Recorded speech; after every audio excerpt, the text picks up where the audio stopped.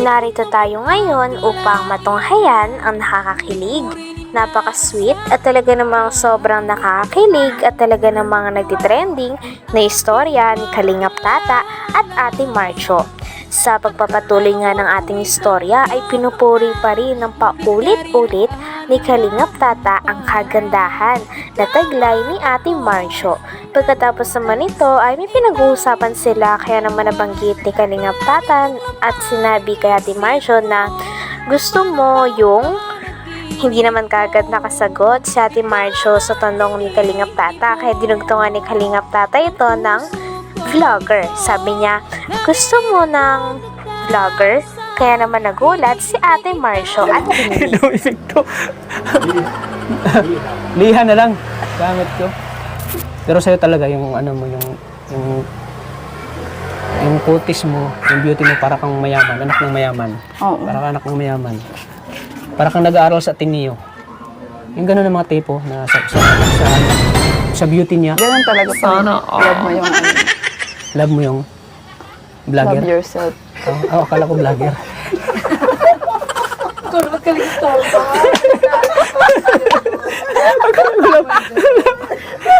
Nag-iisip pa kasi siya eh. Kaya dinugtungan ko na lang. Kaya nga, love yourself. Love yourself. Akala ko love mo yung vlogger. Ganun ah. Oo. Okay. Saan pa ba kayo galing? Sa Daet pa, sa sentro. Mga taga saan ba talaga kayo? Ako taga Mindanao ako. Taga Davao Oriental. Ang layo Napadpad mo ako pala. dito, napadpad ako dito sa Mindanao dahil pumunta sila Kuya Bal sa Pagkatapos naman ito ay pinaliwanag naman ni Kalingap Tata kay Ate Marcio ang trabaho nilang mga Kalingap vlogger. Talagang nakikinig din si Ate Marcio kay Kalingap Tata. Sa tingin nyo, may balak kayang maging vlogger din si Ate Marcio sa hinaharap?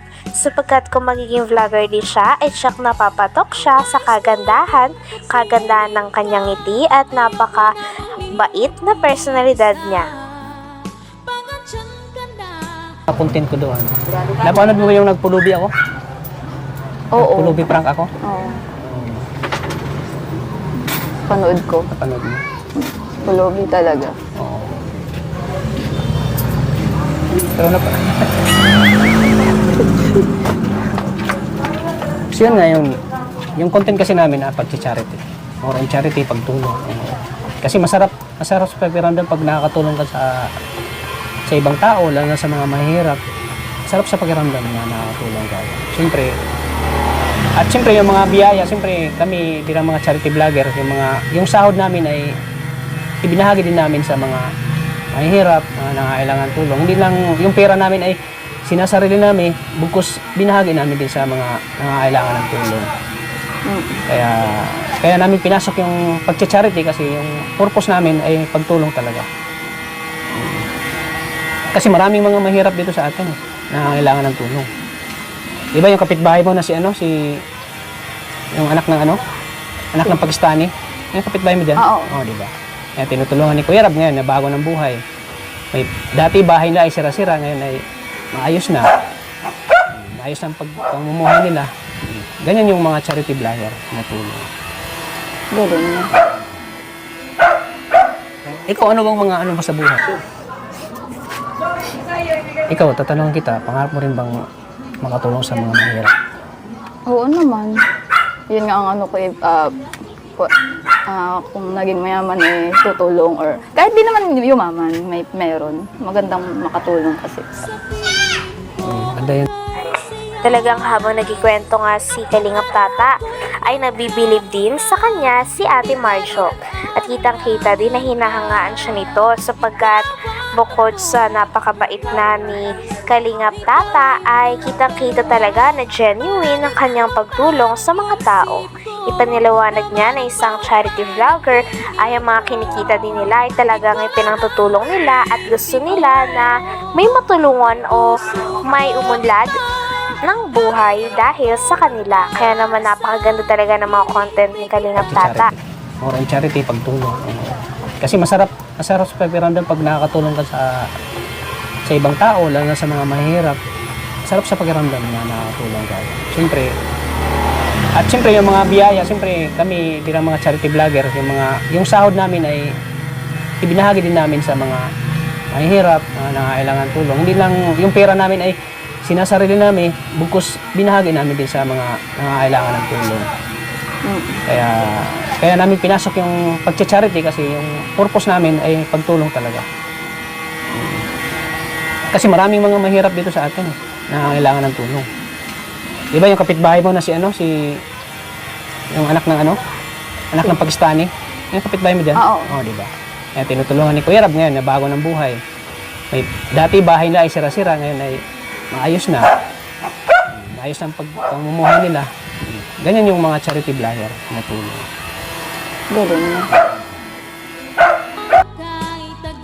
Dahil nga ngayon na lumabas na nga si Ate Marjo sa kanyang tindahan, ay mas lalo na talagang natititigan at talagang nabibighani si Kalingap Tata sa kanya. Paulit-ulit ngang binabanggit ni Kalingap Tata na talaga napakaganda ni Ate Marjo at talaga napaka-Pinay beauty nito. Parang ang paulit-ulit nga na nahuhulog si Kalingap Tata kay Ate Marjo. Kaya naman mas tara din kinikilig ang mga manonood sa kanilang dalawa. Kung naging mayaman tutulong or kahit di naman yumaman, meron. Magandang makatulong kasi sa... Maganda yun, no? Kailan ka lang ba nag-start? Nag-start ako. Anong taon na ba ngayon? 2020? 2023. 2024 na. 2022 nag-start ako. Meron ka nang nagpapabahay ka din ba? Magpapabahay pa lang. Nakita mo yung vlog ko kay Argel, si Arjun at Angelica. Oo. Napapanood mo yun? Oo. Ayun si Angelica, papabahayan ko yun. Nag-iipon pa lang ako. Kasi yun si Angelica kasi, din yun, deserve din mapabahayan si Angelica kasi mahirap yung dalagang yun. Nagtitinda ng kakanin. Kaya labis akong humahanga sa kanya kasi despite sa hirap, talagang andyan siya nagsasakripisyo para sa pamilya. Pinagsabay niya yung pag-aaral at pagtitinda. Mahirap yan, di ba? Ikaw, sa tingin mo, kakayanin mo yung mga ginawa ni Angelica? Oo naman. Siyempre, kakayanin mo para sa pangarap, para sa pangarap at para makatulong sa magulang. Kaya, hanga ako kay Angelica kasi napakabait at napakasipag. Talagang deserve niyang mapabahayan. So, yun ang ko sa kanya, plano ko sa kanya. Talagang ibinida din at ikinuwento ni Kalingap Tata kay Ate Marjo si Angelica na isa sa kanyang beneficiaries. Si Angelica yung ka-love team ni Kuya Arjun at in-explain niya din kay Ate Marjo na talagang hanga siya kay Ate Angelica sapagkat pinagsasabay nito ang pag-aaral at ang pagtitinda. Tinanong niya din si Ate Marjo kung kakayanin niya daw ba ang mga ganitong bagay para sa kanyang pamilya. Sabi naman ni Ate Marjo ay oo daw sapagkat kahit ano ay kaya niya talagang gawin. Nang sa ganon ay makapagpursige at makatulong din siya sa kanyang pamilya. Dahil dito ay mas hinangaan siya ni Kalingap Tata. Kasi yun si Angelica kasi, din yun, deserve din mapabahayan si Angelica kasi mahirap yung dalagang yun. Nagtitinda ng kakanin. Kaya labis akong humahanga sa kanya kasi despite sa hirap, talagang andyan siya nagsasakripisyo para sa pamilya. Pinagsabay niya yung pag-aaral at pagtitinda. Mahirap yan, di ba? Ikaw, sa tingin mo, kakayanin mo yung mga ginawa ni Angelica? Oo naman. Siyempre, kakayanin mo para sa pangarap, para sa pangarap at para makatulong sa magulang. Kaya, hanga ako kay Angelica kasi napakabait at napakasipag. Talagang deserve niyang mapabahayan. So, yun ang ko sa kanya, plano ko sa kanya, pabahayan ko siya. Tapos, sinong next na papabahayan mo? Ikaw, pabahayan kita. Uy, ganun. Joke lang. Joke lang ako. Masyadong seryoso yung At siyempre, pag yun ang ko talaga. Kumbaga, yun ang first ko na pabahay kay Angelica. Oo, napanood ko na parang... Napanood ba yung pinto niya? Napanood mo? Oo. Din mo.